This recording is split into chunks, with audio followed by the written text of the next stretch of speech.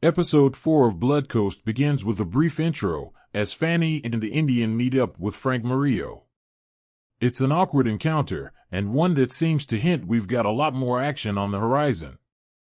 Lies decides they're not going to go higher with the details surrounding Fanny and the Indian.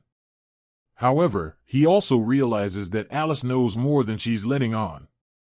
It turns out she's been tracking a weapons shipment coming back from Marseille. They intercepted the unsold goods in Paris. The buyers had tested them out and dusted down for prints. Naturally, Murillo and Hamadi were all over this. This explains what she's doing here and how deep her revenge goes.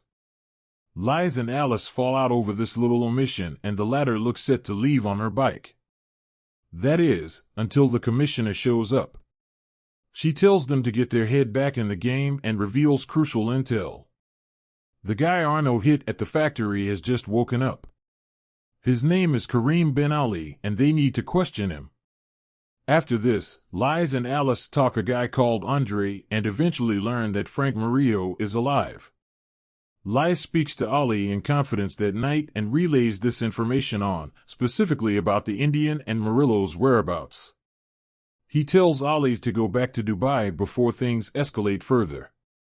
He's genuinely concerned about him, and some of that stems from their history, where they used to play football together as kids. I go down, so do you, Ali says. Things escalate further though when Audrey is kidnapped by the Indian and Murillo. He phones Lies and tells him to meet in 2 hours, otherwise things are going to escalate further. However, Audrey breaks free from her restraints and kills Nina, the woman watching over her. Unaware of this, Lies meets with Frank and his associates. In the middle of their chat, Audrey rings in a shocked state and tells him not to reveal anything as she's managed to get out. And in fact, she's in the back of a police car when we see her again, covered in Nina's blood. Frank, the Indian and the others cause a distraction and manage to hightail it away. Miranda rings in Lies' mother to the office and questions him over his ties with Ali. He insinuates that the pair are colluding together, but Lies' mom doesn't reveal anything untoward. When she returns home, we cut across to Tattoo, who finds Bakery after all this and he's okay. He was taken captive for a while, but he's been let go, thankfully. However, as the episode closes out, we cut across to Ali's mansion.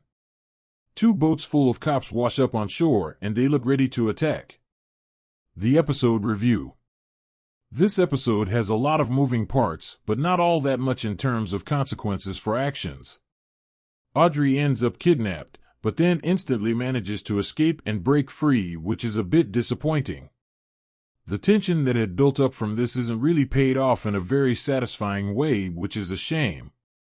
However, there's some good stuff in here surrounding Murillo and Ali, not to mention how Lies fits into the middle of this gang war.